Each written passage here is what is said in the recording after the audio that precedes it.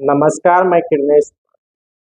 राजद के पूर्व राष्ट्रीय उपाध्यक्ष और पूर्व केंद्रीय मंत्री देवेंद्र प्रसाद यादव भी अब जन सुराज पार्टी में शामिल होंगे।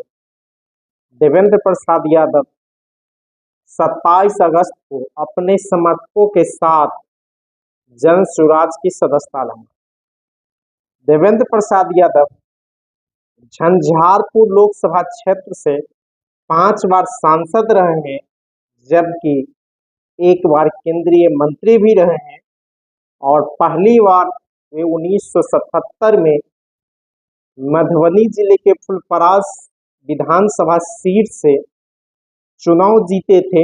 हालांकि जब कर्पूरी ठाकुर बिहार के मुख्यमंत्री चुने गए तो उन्होंने अपनी सीट से इस्तीफा दे दिया और उपचुनाव में कर्पूरी ठाकुर फुलपरास से जीत कर आए थे।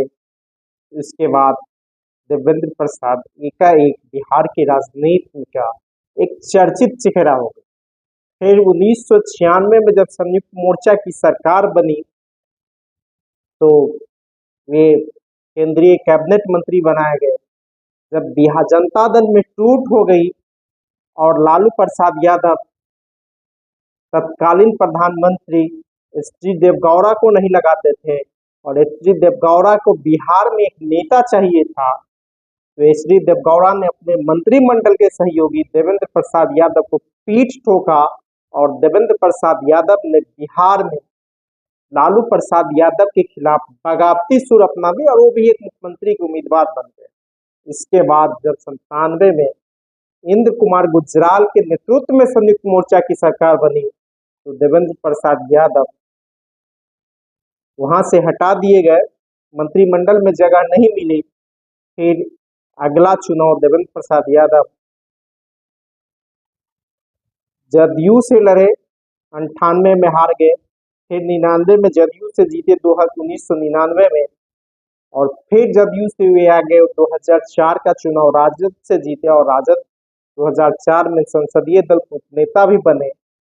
फिर 2009 में वे उन्होंने पार्टी बदल ली, फिर राजद में आए और फिर 2019 में उसको राजद से टिकट नहीं मिली तो अपनी पार्टी बना के चुनाव लड़े और इस बार 2024 के लोकसभा चुनाव में भी देवेंद्र प्रसाद यादव राष्ट्रीय जनता दल से टिकट चाहते थे, लेकिन उन्हें टिकट नहीं मिला और वे फिर पार्टी से अलग हो गए। और वहीं 2020 के बिहार विधानसभा चुनाव में देवेंद्र प्रसाद यादव के पुत्र आलोक यादव मधुबनी के लौखा सीट से चुनावी दंगल में उतरे थे और देवेंद्र प्रसाद यादव लालू प्रसाद यादव से अपने बेटे के लिए भी फुलपरास विधानसभा सीट चाहते थे, लेकिन फुलपरास से राजद के मौजूदा विधायक अभी भरत मंडल है।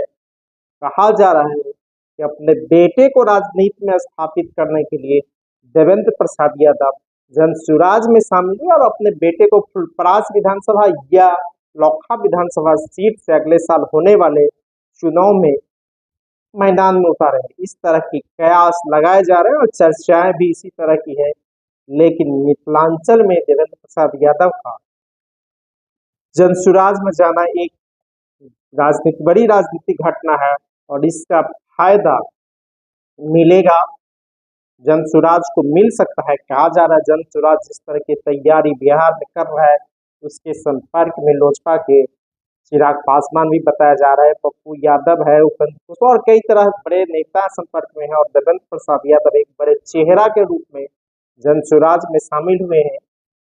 तो एक तरह से कहा जाए जनसुराज को बिहार में एक स्थापित चेहरा मिल गया है और लालू यादव की काट के रूप में मिला। हालांकि 2019 के लोकसभा चुनाव में देवेंद्र प्रसाद यादव अपनी पार्टी से झंझारपुर से लड़े थे, उनको बहुत कम वोट आया था, लेकिन वे स्थापित चेहरा है, कई कार्यकर्ता उनके मिल जाएंगे और जिस उद्देश्य से जनसुराज बिहार में काम कर रहा है देवेंद्र प्रसाद यादव के आने से मिथिलांचल को उसको कुछ न कुछ फायदा जरूर होगा। धन्यवाद। मैं